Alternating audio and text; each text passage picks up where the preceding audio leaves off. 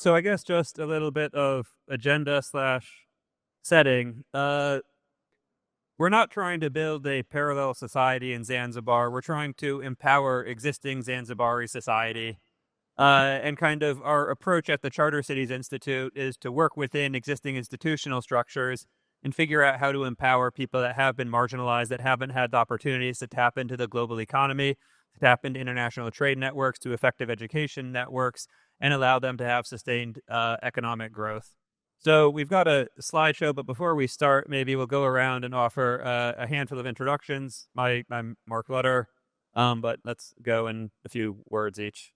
Hello, my name is Eva Klaus. I'm a researcher at the Africa Urban Lab based between Zanzibar, Tanzania, which we'll talk about in a bit, and Washington, D.C. I was formerly at the Charter Cities Institute, and most recently I helped co-organize Zanzalu, which is the pop-up city that we'll be discussing as well. So thank you for having us. Hello, I'm Chance. I work at Safe Doing and Plumia, doing research, product design, and a few other things. And in my side adventures, personal fun time, I do research for pop-up villages. I'm Casey. I'm one of the co-founders for Lemonade, which is an on-chain human coordination platform. Think of it like on-chain events meets on-chain Facebook groups built on Web3 primitives with a Web2 UX. And one of the co-initiators of Zugrama, which is a pop-up village looking to turn into a permanent node, bringing Vitalik's vision of Zanzalu to India and making it more inclusive for the Indian population. Thank you. Great. You want to click? See if this works. Sweet. Oh, that's not the right one. Let's go back. Okay, so first, why Zanzibar? Kind of got, with the Charter Cities Institute, a lot of our work focuses on Africa because there will be 1 billion new urban residents over the next 30 years. So there need to be new urban spaces built, and much of Africa has governance that could be improved. Governments tend to have fiscal constraints and often have regulations that stifle investment and economic growth. We ended up in Zanzibar 2 years ago or so, 2.5 years ago, where we were invited by an entrepreneur who was a driving force behind Silicon Zanzibar. And in that time, we started working with that entrepreneur, started working with a developer that's building a new town just outside Zanzibar City that's in a special economic zone. And then Eva and I attended ZooConnect, I guess last year. I attended Zanzalu, and we had this idea for this pop-up community in Zanzibar. So the high-level question of why Zanzibar, it's a beautiful tropical archipelago, right? Like gorgeous beaches, white sand, turquoise water. On the east side of the country, that's some of the most dense kite surfing I've ever seen. I've spent a lot of time in the Caribbean as well, and Zanzibar is better than the Caribbean on almost every margin, just in terms of excitement, culture sharing, a lot going on. Additionally, Zanzibar has been a historic trading hub. So the people of Zanzibar are used to the idea of commerce, of trade, of interacting with other cultures. It was even the center of the Omani Caliphate for about 20 years in the 19th century. The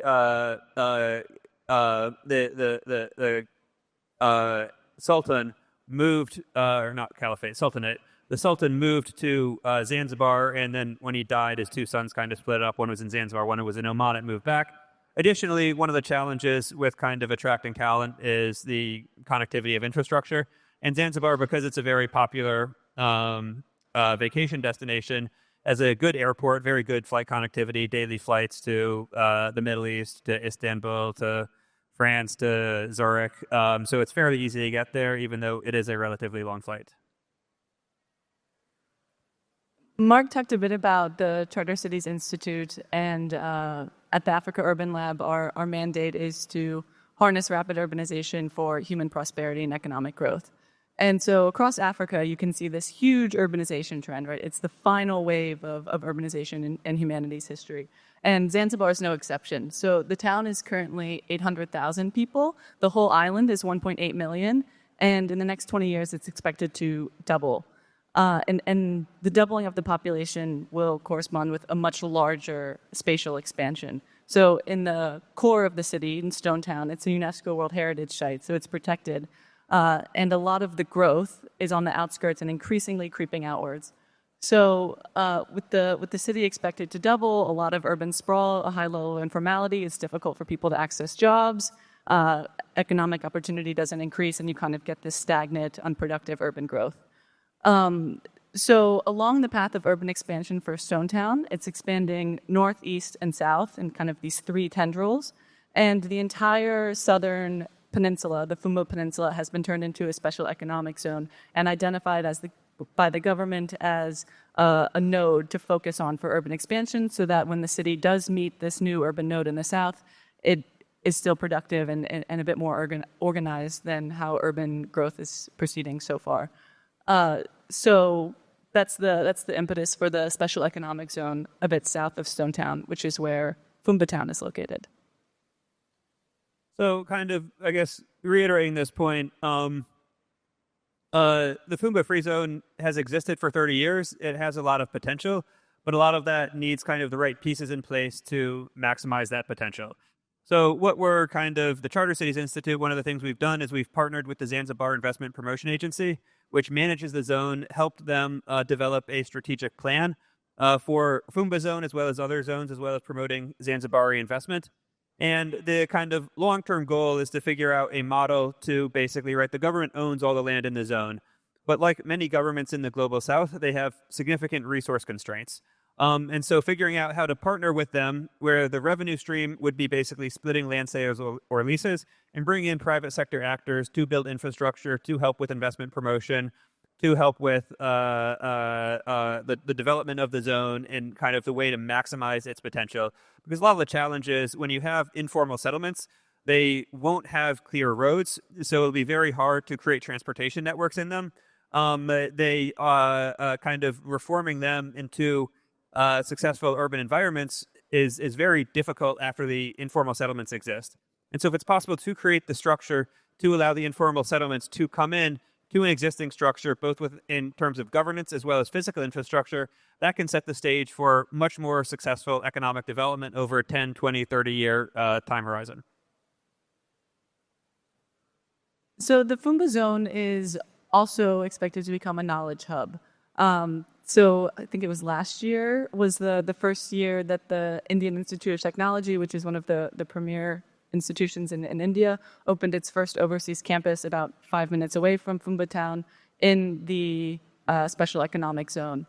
We're also, I mentioned I work for the Africa Urban Lab. We're opening up the East Africa headquarters for the African School of Economics in Zanzibar. And the African School of Economics was founded by Leonard Wantichekon, who is originally from Benin, and he's a professor of political economy at Princeton University. So the first campus was opened in Benin and then expanded to Nigeria, and they've had a huge success with student outcomes. I think they've placed over 75% of their graduates in either top U.S. universities or development multilaterals.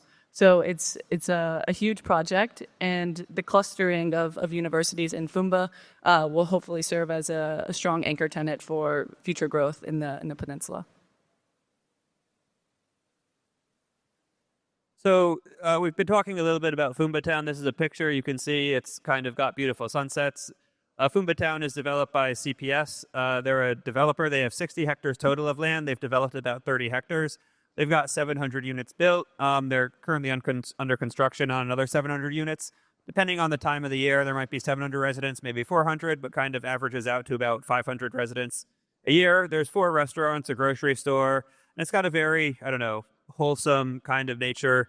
You see kids playing in the streets. It's well designed, so there's a lot of people walking back and forth to restaurants, to the supermarket. There's a restaurant everybody goes to dinner, and there's a lot of table hopping where you see your friends at another table, you go say hi. So it's kind of got a really wonderful, fun vibe about it. So all of these elements come together in a very interesting way, right? You have a special economic zone, you have a city at risk of stagnation that needs some sort of impetus for more economic growth.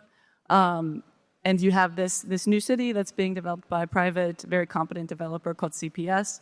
And so Mark mentioned that we both attended ZooConnect, he attended Zanzalu. And so we thought that with this kind of storm of forces, Fumba Town would be a very interesting location to host a pop-up city. And so the purpose of Zanzalu, which is the pop-up city, it's what we called it, is to help catalyze a growth ecosystem in the new town, kind of use that as a shilling point for bringing in very talented individuals, not only from Tanzania and East Africa, but from all over the world. So we hosted Zanzalu 1 earlier this year. As I mentioned, it was a Zanzalu spin-off. We had about 800 attendees come through. So we had various partner events, which brought in a couple hundred. We had about 200 students come through for Student Weekend and Startup Weekend. And then we had a 2-day Entrepreneurship Day with 300 Zanzibari entrepreneurs. And we had about 25 to 30 long-term residents, including both of these guys over here. So the dates were May 15 to June 21. And we had it was 5 weeks long, 5 tracks: digital public goods, charter cities, given that the Charter Cities Institute in a special economic zone, blockchain, tech, and art and culture. So kind of the way we think about, right, the title of this talk was developing a growth ecosystem. And what excited me about Zanzalu and some of the spin-offs is not, right, having really fun events with a lot of your friends where cool shit happens, right? That's fun. Everybody likes that. But how can this be used for more transformative long-term change? And that's kind of what we want Zanzalu to be, what we want to help on the margin that we can, what we want to help Zanzibar with. And so we kind of think about this in terms of like 3 different legs of the stool for this growth ecosystem. Talent, governance, and culture. So, right, the last 50 years has basically seen kind of on some margin an increasing cluster of human talent. If you look at the US, right, like if you want to do tech, you end up in San Francisco. If you want to do film media, you end up in LA. You want to do policy, DC, finance, New York, biotech, Boston. And right, these increasingly focus on these really high potential talent clusters is important. Right now in East Africa, Nairobi is kind of the default talent cluster. If you're really smart and ambitious in East Africa, you probably end up in Nairobi. We think Zanzibar, over a 20 to 30-year time horizon, might have the chance to rival Nairobi on some margins. Right? It has kind of good underlying conditions in terms of well-connected airport, reliable infrastructure, at least for many parts of sub-Saharan Africa. Kind of an existing talent network that's emerging but has high potential, very high-quality education institutions. And so one of the focuses last year and this upcoming year was to bring entrepreneurs from Dar es Salaam, bring entrepreneurs from Zanzibar, bring entrepreneurs from Nairobi, right? Mix them with the relevant kind of talent that they might be able to learn from. And so one example is during, I think it was Student Weekend or maybe Startup Weekend, right? Like I was giving a talk and most of the Zanzibari listeners didn't really care because their first language is Swahili and I'm a foreigner, they can't learn from me. I mean, they can, but right, like it's the social distance is high. So when we got a entrepreneur from Dar es Salaam on stage, all the Zanzibari students picked up. Right? They were like, "Oh, this is somebody I see as my peer. I'm going to listen a lot more closely. Like that person is who I want to be in 5 years and 10 years." And right, figuring out how to transfer this knowledge for the local context in order to kind of get this openness, this culture, this experimentation out in the world. Yeah, so a couple, just to kind of talk about the pictures here, because I think that they're quite important. So the one to the far, I guess my right, your left, are some of the judges and the winners of a pitch competition that we held for local Tanzanian entrepreneurs. So in the middle is James Kalemba. He won for Afia Lead, which is a micro health insurance startup that he's working on. And he has this product called Mkenda Salama, which is a compression pack for pregnant mothers after they've given birth who are bleeding. So a local innovation that has, you know, they've done some research on it. They have a couple of published papers. It's been very successful. So we are really excited to have him and his other colleagues participate in the pitch competition. In the middle here, we have Vitalik giving a talk to students at IIT.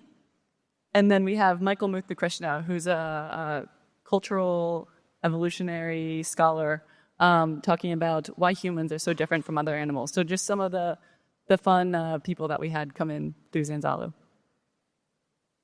So the second pillar is governance. So capitalize on flexibility to pioneer new solutions to governance problems. So I mentioned, right, we're in a special economic zone in a new city where the private administrator has a high degree of control over what's going on in the city.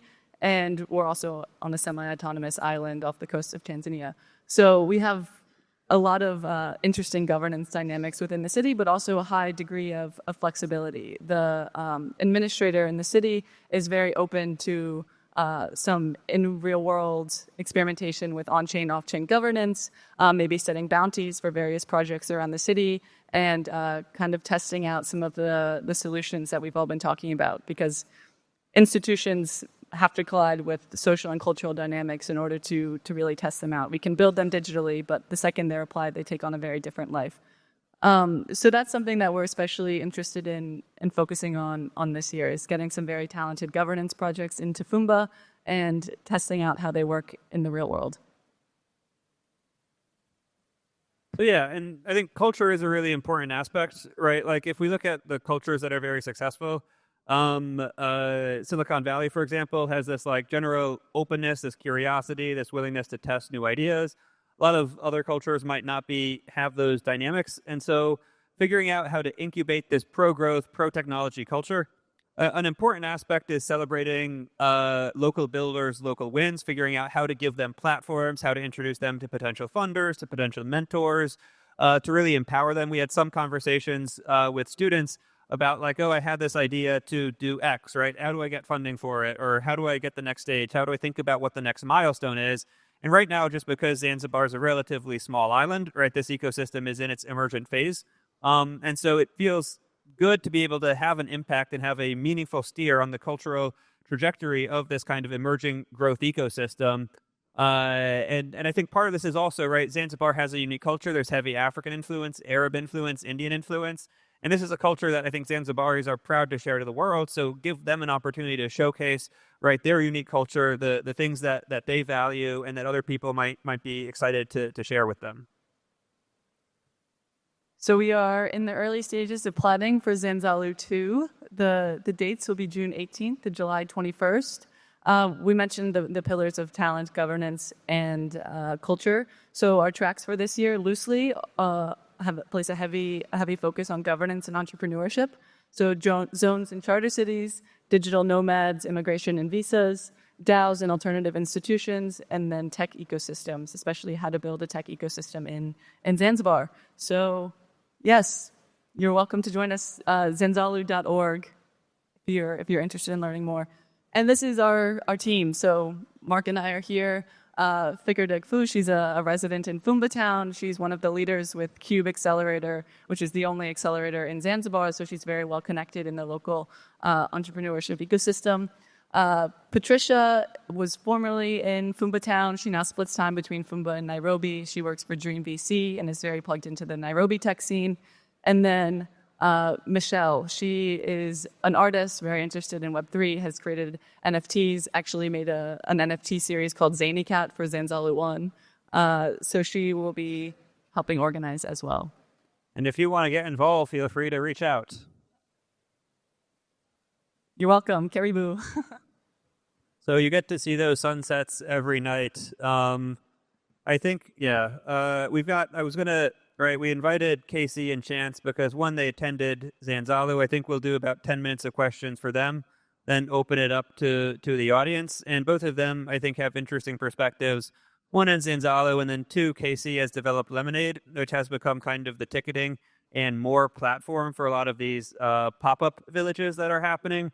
And Chance has visited a lot and is kind of the official anthropologist for a lot of these pop-up villages in terms of visiting them, taking notes on them, doing interviews with attendees to see what's working, what's not working.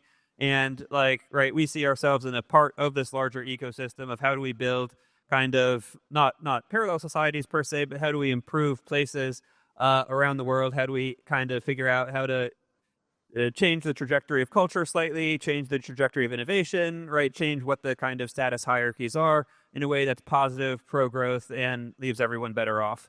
So maybe with that, Chance, if you want to speak a little bit to your experience with Zanzalu, with other pop-up villages, what have you seen work? What have you seen not work, right? How do you see this space evolving? Just to give a little more context, I think I've been to 7 so far in the last year, maybe more, and have done around, I think it's 145 interviews as of this morning.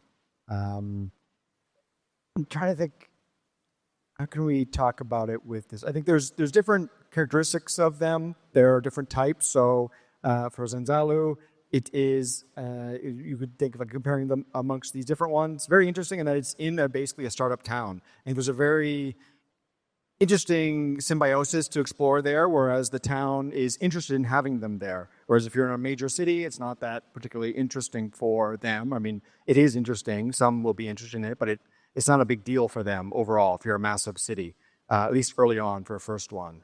So, and I think smaller places are interested in their experimentation, and these communities, that's a huge value prop. Any place where they can go and experiment, and that seems to be open, these communities are very interested and they want to go there. So I think that is something I think is promising, and I hope see more of as projects go to these places where there's just a good kind of mutual beneficial, in theory, play there that you could learn a lot from. So that would be one point.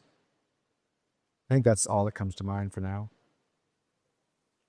And Casey, you've worked on Lemonade, which a lot of the pop-up villages are using as their kind of payments app, as well as more. How have you seen, I met you last year at Zoo Connect, and we kind of talked a lot about this, but how have you seen this kind of these, I don't know, emerging parallel societies, emerging kind of ecosystems? How has that influenced how you've kind of thought about rolling Lemonade out? Like what tech to deploy? How do you see the tech part of this kind of scaling up to help with the human coordination aspect? I think one of the data points also shows that whether it is Web3, Web2, doesn't matter. Web2 kind of user experience is what is needed when building any kind of technology. What I love about Zanzalu and pop-up villages or parallel societies is you get to actually experiment a lot with different kind of high leverage frontier tech where you don't get these ecosystems in the overall Web2 space. What I loved about Zanzalu was there was a lot of local involvement in planning the entire experience and giving access to locals to all kinds of exposure about this kind of frontier technology. So just for context, I'm very cynical when in the Western world we talk about DeFi because it means something very different in Africa or something very different in Asia, where you cannot trust your government, you cannot trust your banks, you can't even trust the Western Union because there are gangs outside waiting to mug you the moment family from outside of that country transfers you any money. So their DeFi actually has real applicability and real use cases. So being able to build tech which actually gets used in such a way. So when we talk about, like, for example, on-chain coordination, it's not really trying to come up with acronyms like DAOs, ERCs, EIPs, NFTs. These acronyms actually mean nothing to the overall industry or to the consumers around the world. So kind of making this technology more human and more applicable is kind of like the learnings I've taken from this. Also an interesting data point. So even if you can do on-chain ticketing on Lemonade, people who work at protocols also, they buy tickets with a debit credit card. So we can come to all these different conferences and talk about L2s, L3s, and still complain about where's the mass adoption. So from that point of view, I think even within the industry, if we have to default to an easier option of making payments, we still use our debit credit cards. But at these different pop-up villages, you get to think about what is Venmo for Web3 and what should the user experience be so it's adoptable while still catering to the Web3 principles of self-sovereign money, permissionless commerce, censor-resistant information. So Casey, following up on that, I think two of the more interesting questions about how I think of the interaction of Web3 with Zanzalu and other pop-up villages is one, right? Like if you go back 30 years or so and you asked, will I buy something from a stranger on the internet? Everybody would say no. And that problem was solved like 100 times over, first kind of by eBay. And all that was needed to solve it was basically a reputation mechanism. right? Was the product approximately what was represented online? If so, 5 stars. If no, less than 5 stars. And that worked very effectively. And kind of when I think about using this technology, right now, for example, a lot of the crypto space and the pop-up city space still has a informal reputation mechanism, right? Like you get introduced to somebody by your friend. They're like, this guy's cool. He's legit. You talk to them a bit. You figure out, okay, is this somebody I want to work with, collaborate with, etc. But I think there is a way to perhaps codify that a little bit more effectively. I don't know what it is, but we're in this kind of semi-closed community, right, with a million different interactions happening every month. Like, what does it look like to kind of scale up a reputation mechanism? Can Lemonade be used for that? And now, because I have a very bad short-term memory, I'm also going to ask a second question to make you deal with my bad short-term memory. The other kind of question is, in a lot of kind of low-income countries, it often have high inflation. Zanzibar, for example, there are what's it called? Capital controls. So sometimes Zanzibar and Tanzania, there aren't enough dollars to go around. And this hurts, right? Like any large transaction will be priced in dollars. So if you want to buy a house, oftentimes if you want to buy a car, it's dollars. But this really hurts like the small merchants, the smaller entrepreneurs, because they don't have access to the market rate of US dollars. And so if I think about what the best use case for crypto in a lot of these places is, it's kind of like stable coins to allow for monetary transactions in a way with a currency that has a reasonably stable price, that has a bank that's not going to ask for 15 different forms to withdraw their money. So part of the challenge there is like, how do you roll out? How do you get engagement from these local merchants? Like, what does that look like? So first one was on-chain reputation, right? Yes. Okay. So the way I see it is try and make the intention as neutral as possible. So like how we like joke about it internally is like a chat group with a bank account. So you can decide where you want to deploy your capital, whether it is to buy land, whether it is to support someone within the community, on consensus. And then in terms of building reputation, what we do is basically creating a social graph on chain. So depending upon what events that you're going to and how engaged you are with different communities, who invited you or how did you invite other people into this community, it's all committed to an on-chain social graph where people can permissionlessly build their own reputation systems that get because even reputation is very local, whether to a community or to a geography. So I try and not get too much into the intention side of it, but more make it as permissionless for anyone to start building their own local products on top of this. What was the second question? Stable coin adoption. All right, so stable coin. So currency in all money is made up as long as there is consensus for a local community to be able to, from the entire spectrum of the supply chain, from producers to wholesalers to retailers to consumers, to come up with some form of consensus on what they will barter against. That's essentially where money also came from.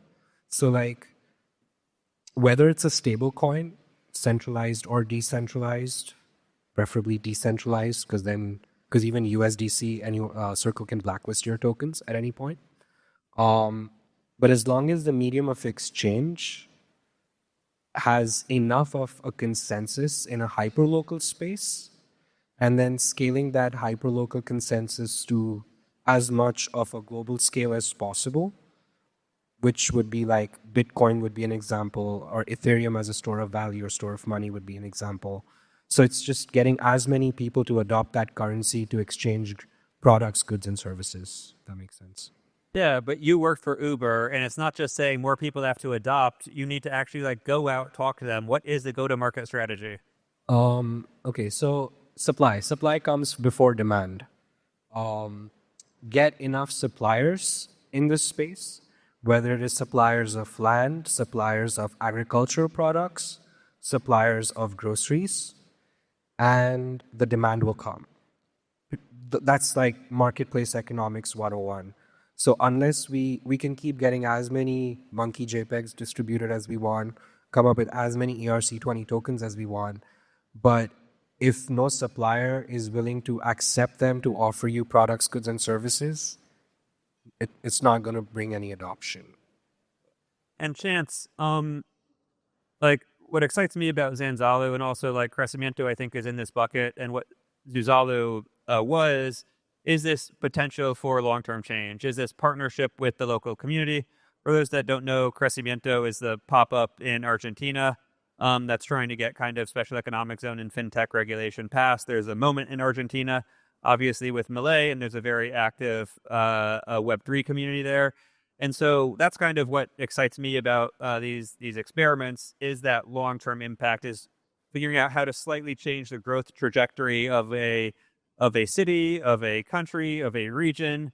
But Chance, you're spending a lot of time visiting these. Like, what gets you excited? What causes you to do all these interviews, right? Like, you're dedicating a substantial amount of your free time to these experiments. Like, what's so interesting about it for you? I think originally, before I started researching this, I was researching the history of mutual aid and the history of associational forms, basically how humans have aggregated in history. And when they aggregate, they can solve problems, shared problems. I just find that very fascinating. So when I first heard about Zanzalu, I had been researching also digital nomads, remote work, this sort of thing. And this is kind of a mass of people that are atoms floating around. If you looked at them, if you had a magic wand, you could see them as a network of nodes. There'd be very few links between them, which I think is odd and kind of unfortunate. And that's also somewhat dangerous for them. There's a lot of, read about the history of mutual aid, is that social ties, informal safety nets are really important. So I just generally believe that's important, that social ties are important for humans and this sort of thing. So I gravitate towards places that potentially could provide that. So that's why I gravitate towards the pop-up village model. Now, shifting more to individual jurisdictions or places, one of the things that I think really excite me to the point that I am continuing, at the 145th interview or this sort of thing, is I think there's a reasonable hypothesis that these pop-up villages, which you can think of as aggregations of humans in a way, could meaningfully help inject dynamism or unlock dynamism in jurisdictions. Most countries in the world are used to losing brains, not gaining brains. And now with remote work and this sort of thing, countries feel like they can compete. You can use the number of digital nomad visas, which is something 40 to 60 plus, as a signal that countries view that. But I think more practically with the interviews, you do see it come out when you interview people who are local to that place.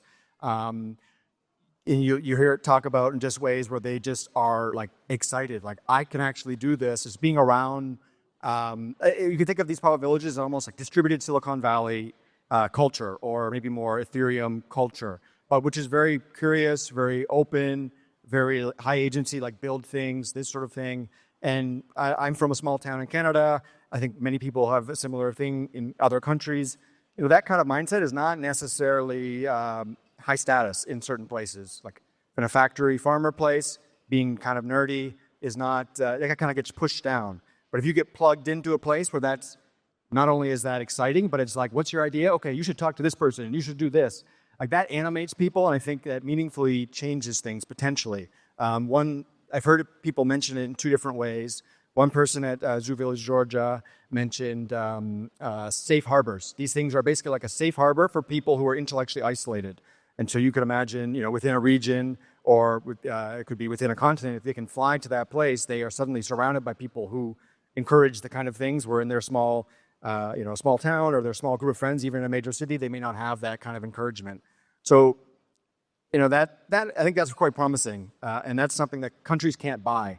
They can't buy that kind of thing if that can meaningfully happen. So I think Argentina is a really good example, just because you have such a high percentage of locals in that movement. The LF pop-up city probably had 60 to 70% people from Argentina. And I heard people say, yeah, I started a company that I wouldn't have started if this wasn't here. So I'm very excited about that. Cool. And then I guess one final question for each of the participants. What are you most excited for in the pop-up city space or with Zanzalu over the next year? I'm excited for Zugrama. I hope you talk about Zugrama in a second, coming up in January in India. For For Zanzalu, I'm really interested in experimenting with this governance component, whether that's a residency, whether that's us working with the developers, CPS, to kind of set bounties and get people to send in bids to actually execute the bounties. Creating some type of governance sandbox in Fumba. We were joking earlier that we have concepts of a plan for this. So if you're interested in this and want to get involved with Zanzalu, please do come chat with us about how to structure an bridging on-chain, off-chain governance in Fumba Town. For me, that's what I mentioned. There's multiple things I'm excited about, but I'll just pick one for now. Playing with permanence. I think this is something that comes out a lot in interviews. People are kind of yearning for this. Not like I want to move to this place forever, but longing for more permanence in specific jurisdictions. So people like that it's more plugged in to local communities there, and they want that more. And there are a lot of projects that are going towards that. And there's someone named Tule who might be here in Argentina, Una who's here. If anyone knows anybody who's looking to invest in permanence projects, talk to Una. But those, I think, are the important projects and something that I think these are the next step for these. It's more permanence in jurisdictions. Yeah, I think I echo what Sean said, especially about what excites me about Zanzalu is that it's a permanent node where you can host pop-up villages. So back to Chance's earlier point, bringing a lot of talent that is cycling through these permanent nodes. So that excites me a lot. And then building a holistic ecosystem of you can pay for your college tuition on chain, you can buy groceries on chain, you can create community gatherings, event ticketing, splitting payments, Venmo-like stuff, all on chain. So these kind of permanent parallel societies where high talent, which you otherwise have to travel to San Francisco, New York, DC, or LA to kind of get access to, kind of comes in one place for a short duration of time. But when they leave roots of permanence, which can kind of grow into some really tall trees. Also on the governance side, I think what's exciting is in the special economic zone, and also the Indian constitution has a space for how to create a village guaranteed by the Constitution of India. It's called Panchayat. Panch means 5, Ayat means government. So 5-person rule elected, whether on-chain or off-chain, the government and the Constitution doesn't specify. So you can actually experiment a lot legally under the policy realm, under special economic zones or in India, as long as you don't go off the Constitution.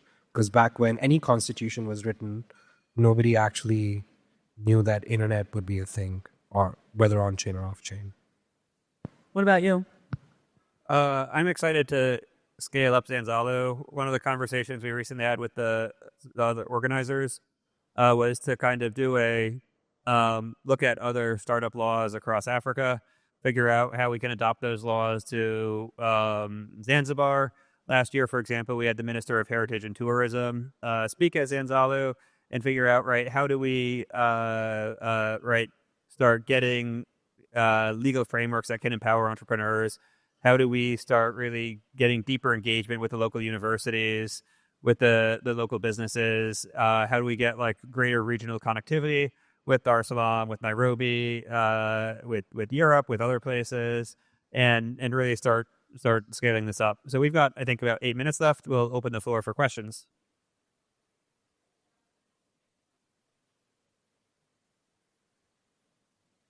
Nice. I think there's that mic.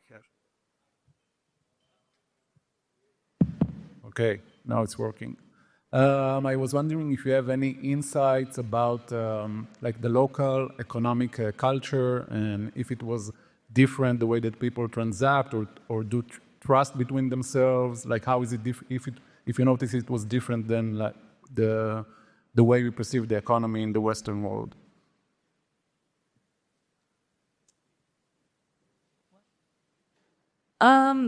Nature of transaction. So mobile money is very popular in East Africa, in Tanzania and Kenya especially. Kenya has had M-Pesa, which has just grown like a wildfire across the entire country. In Tanzania, it's EasyPesa, and then there was a locally developed app called Nala, which is very useful for cross-border payments.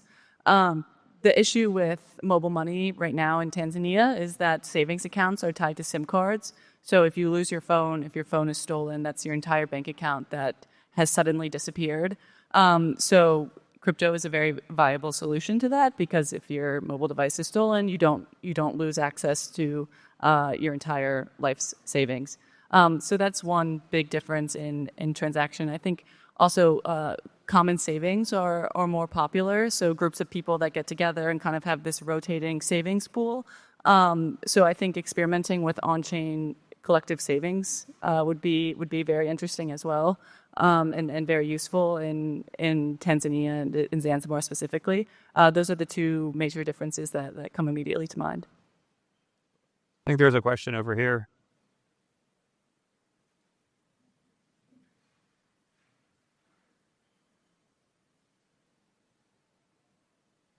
Yeah, I think my question's for Casey.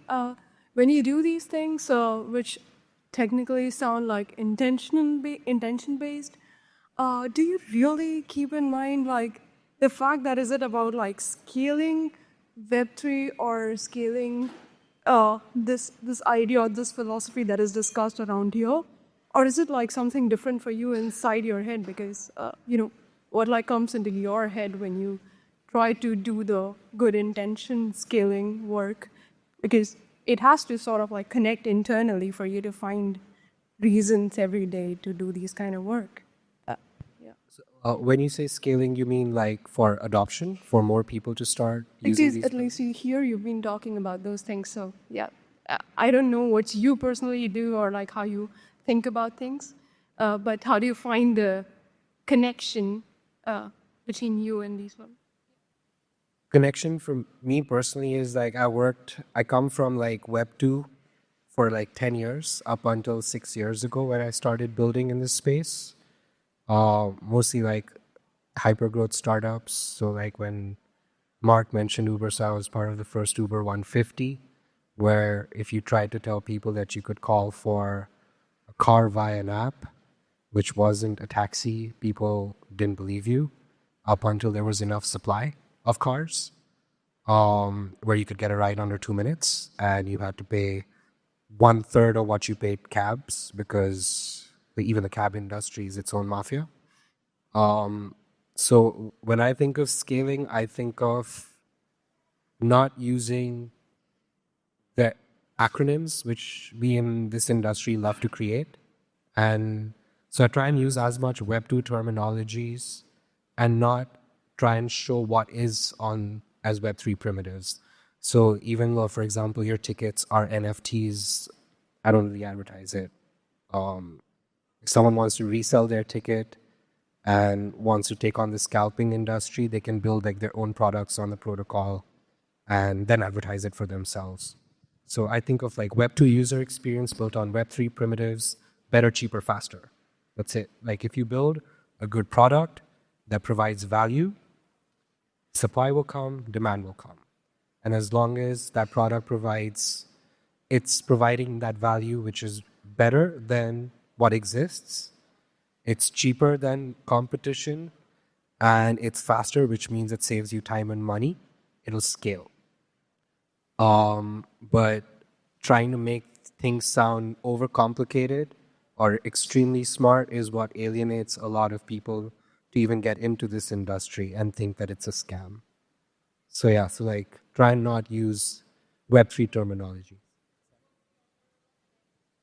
My personal connect to this is coming from all those hypergrowth Web2 startups where we did a lot of unethical stuff. So everything you've heard about Uber in the documentary is true. And the TV show is 80% true. And it was just something where we saw consumers, they give up their data for convenience very easily. And that data can be manipulated in all sorts of ways, which also this is being recorded. I'm under NDA, so maybe like we can talk one-on-one off the record and I'll tell you about. But that's something that I wish personally that we could find an alternative for permissionless commerce and censor-resistant information, because this only matters when the government or policymakers turn against you. So it's like that 1% probability or 0.01% probability, but it's a good hedge against potential bad actors in the future. So if it's built with the right principles from the start, I cannot be subpoenaed to give up anybody's information. So that would be if Uber was built on the right principles. Thanks, Casey. We've got time for one more question. Hi. Simply put, we were just wondering how we think education fits into all of this in a way that we ensure it's inclusive and multi-generational. Education specifically, yeah. So that's definitely another pillar of a growth ecosystem, right? So to build, to facilitate economic growth, you need human capital, you need good governance, and so for education, that's something that we're still kind of working on. We're looking for a lead for education. Last year we had Student Weekend. Talk about African Urban Lab. You're literally starting a university. Okay. I thought you were talking about Zanzalu specifically. So yeah, we're still looking for an education lead for Zanzalu. But for the Africa Urban Lab, African School of Economics, we're hosting our first professional diploma program in 7 days, so in 1 week from now. And that's going to be mid-tier urban planners coming in from all over East Africa to learn from some of the best urban planners that are currently working in the region, and some economists, some government officials. So, yeah, I'm not sure. Did that answer your question, or what was your answer? Yeah, it does for the most part. I just wanted to encourage folks to look into Southeast Asia. That's why we're here right now. I'm from the Philippines, and I actually don't have an education after first grade. So the last time I was in school, I was like 7 years old, and I went straight to the internet. And I believe that there's more people like me. I just want to let you guys know that whatever you guys plan to do in Africa, please do it for us as well. But more importantly, I plan to encourage collaboration. And if, as you said, there isn't a model yet, I hate to see this technology not reach areas that are not reached at all, those without internet. So if we could figure out a way to reach areas without the internet and really make it more exclusive, regardless of their education background, I think we're really able to amplify the technology that we're not going to have again. Thank you for your answer. Thank you.